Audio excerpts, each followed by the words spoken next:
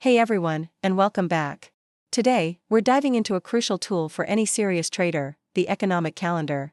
We're going to break down how to use it to prepare for your trading week, with a special focus on those high-impact red folder and medium-impact yellow folder events, and how to identify the very best conditions to trade. So, here's our game plan for this lesson. We're going to learn what the economic calendar is and why it's so important. We'll get into the details of red and yellow folder events, figure out the best days to trade, and just as importantly, learn to recognize those choppy, low volatility days when it's better to just sit on your hands. We'll wrap it all up with an example of a weekly trade preparation plan. First up, what's the point of this calendar? Simply put, it's your crystal ball. It lists all the scheduled data releases, like GDP, jobless claims, or central bank announcements, that are known to move the markets. By knowing what's coming, you can anticipate volatility and adjust your positions before the crowd reacts. It stops you from being caught off guard. Now, not all events are created equal. Most calendars classify them by impact. Think of it like a traffic light. Red folder events are your high-impact ones, things like CPI, the non-farm payroll report, or FOMC meetings. These are the big ones that can cause significant volatility. Yellow folder events are medium impact. They'll cause movement, but it's more moderate. Think PMI data or retail sales figures. And then you have gray folder events, which are low impact and usually have a minor influence on price. We mostly ignore these for planning purposes. Let's focus on the two you care about most. Red folder events, like CPI or a central bank decision, often create the largest and most tradable moves. These are where you'll find your best breakout or reversal opportunities. Yellow folder events, on the other hand, are typically better suited for continuation or pullback trades within an existing trend. The volatility is there, but it's less chaotic. So, with that in mind, when should you actually be trading? The ideal time is during clearly defined trends that are supported by the fundamental story. Or, after a high-impact data release, once the initial frenzy has settled and a clear direction emerges. You want to trade on days with scheduled events that align with your market bias. And now for the golden question, when should you avoid trading? First, when markets are choppy. You'll see price just fluctuating in a tight range, often when traders are waiting for major data. There's no clear direction, so it's a great way to lose money on whipsaws.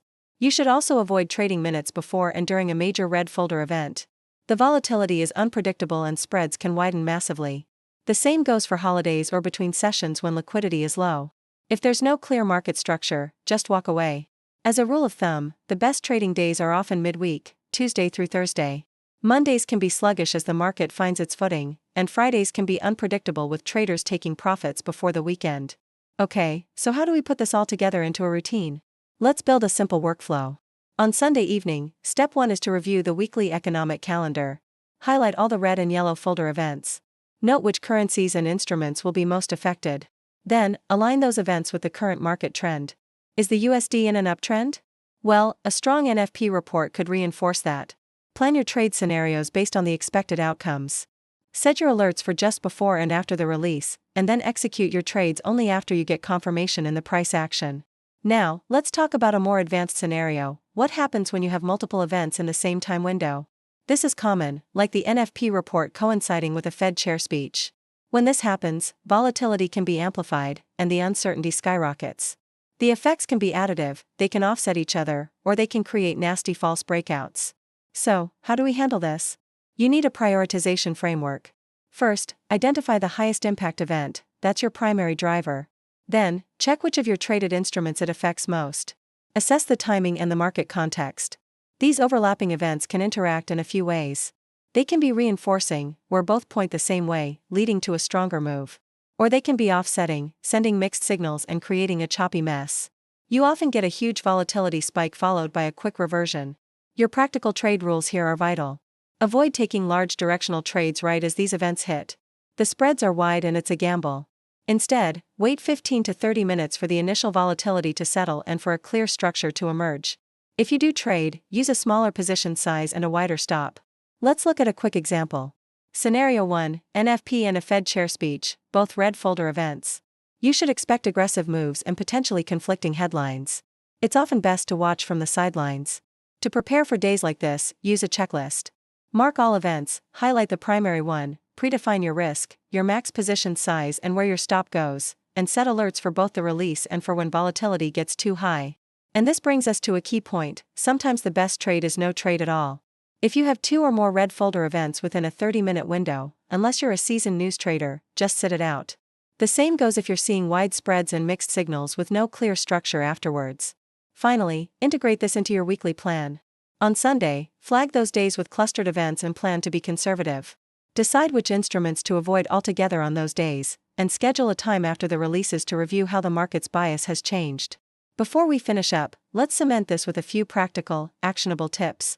First, use alerts for every single red folder event. You don't need to be glued to the screen, but you need to be aware the moment news hits. Second, avoid the temptation to overtrade on low-impact days. Sometimes, the market just doesn't offer a good opportunity, and that's okay. And finally, always remember, your edge comes from combining this economic awareness with your technical setups. The calendar tells you when to look, and your charts tell you what to do.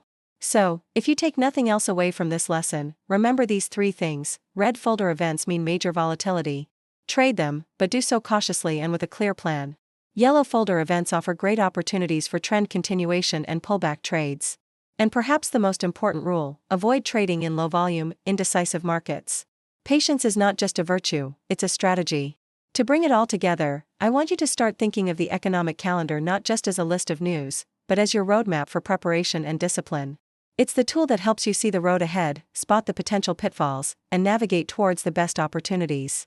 By truly understanding event impact and timing, you're not just following the news, you're building a structured, consistent, and professional approach to your trading that will drastically improve your risk management and your results. Thanks for your time, and happy trading.